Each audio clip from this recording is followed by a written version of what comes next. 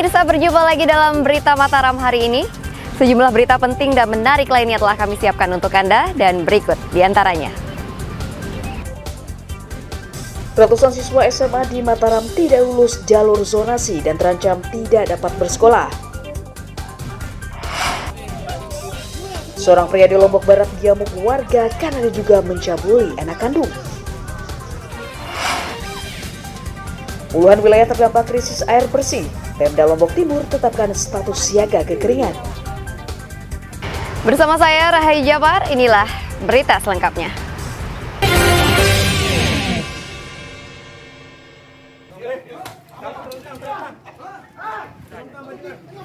Sebuah arena judi sabung ayam di Desa Gadung Mas, Kecamatan Sakra Barat, digerebek Satuan Reserse Kriminal Polres Lombok Timur akhir pekan lalu.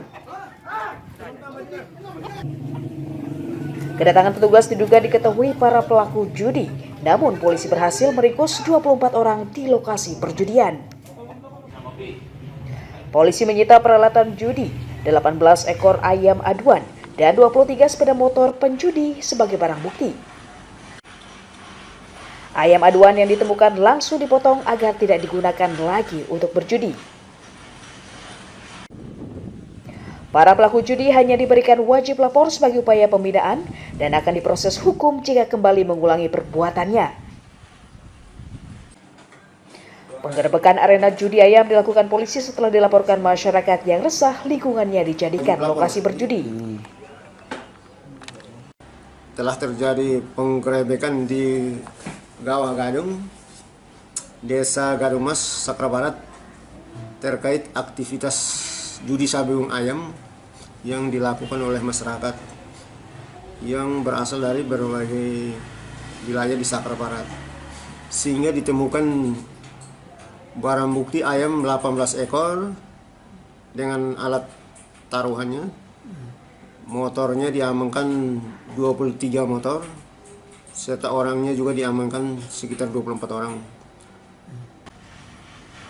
Operasi pekat menyasar judi dan minuman keras akan digencarkan polisi untuk menjaga kenyamanan dan ketentraman masyarakat. Muhtadun melaporkan dari Kabupaten Lombok Timur.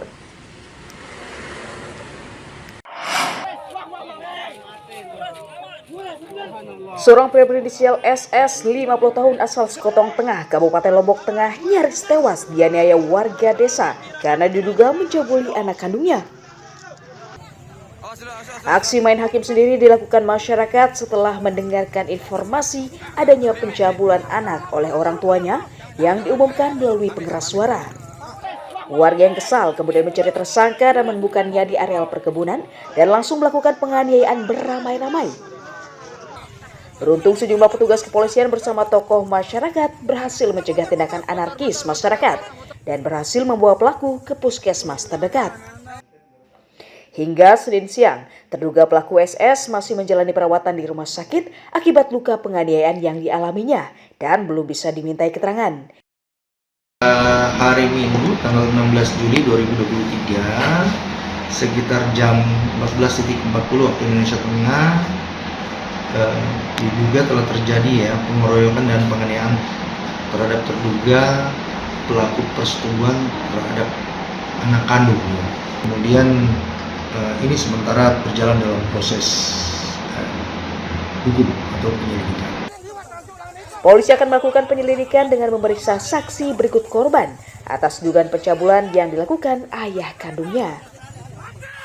Polisi juga menyayangkan aksi main hakim sendiri yang dilakukan masyarakat hingga pelaku menderita luka parah di sekujur tubuhnya.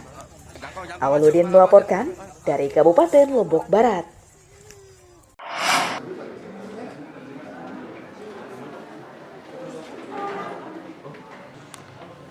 Ratusan siswa di Kota Mataram terancam gagal masuk sekolah negeri karena tidak lulus dalam program penerimaan peserta didik baru jalur zonasi.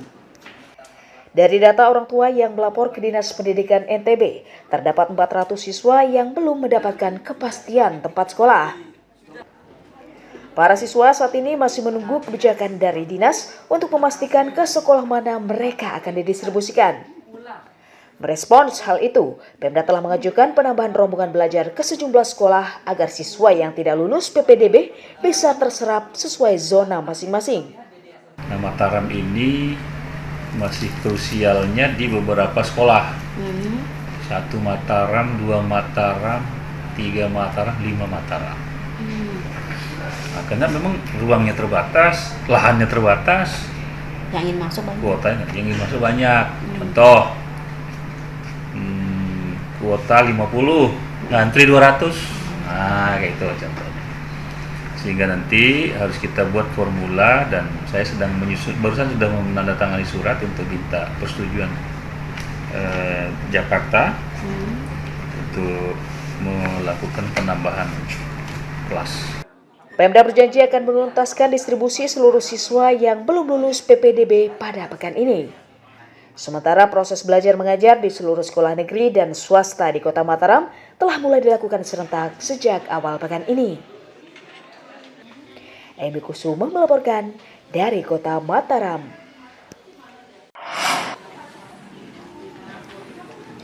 Sejumlah pelanggaran ditemukan Ombudsman Perwakilan Nusa Tenggara Barat pada pelaksanaan penerimaan peserta didik baru tahun 2023. Dari puluhan laporan yang diterima, Ombudsman menyimpulkan 6 bentuk pelanggaran PPDB yang dilakukan di lingkungan sekolah menengah atas dan madrasah aliyah. Pelanggaran meliputi sistem zonasi yang tidak konsisten, penjualan baju seragam sekolah, serta siswa pindah kartu keluarga demi bisa masuk ke sekolah favorit. Temuan tersebut telah dilaporkan ke Dinas Pendidikan dan Kebudayaan NTB sebagai rekomendasi untuk memberikan teguran atau sanksi karena melanggar aturan PPDB. Jadi temuan kami terkait dengan PPDB 2023 ini temuan umum. Kemarin kami mengadakan turun untuk melakukan pengawasan di PPDB 2023 yang kami lihat SD, SMP, SMA, MI, MTS dan MA itu ada sekitar 6 yang kami kelompokkan dalam temuan kami. Yang pertama itu belum ada kepastian untuk peserta didik yang tidak diterima pada PPDB 2023 jalur zonasi untuk SMA. Ini akan didistribusikan ke sekolah mana meskipun kriteria pendistribusian sekolah sudah ditentukan oleh dinas, yaitu tidak jauh dari tempat tinggal peserta. Pemerintah daerah diharapkan segera mengambil sikap tegas kepada sekolah yang melanggar aturan agar kasus serupa tidak terulang di kemudian hari. Emi Kusuma melaporkan dari Kota Mataram.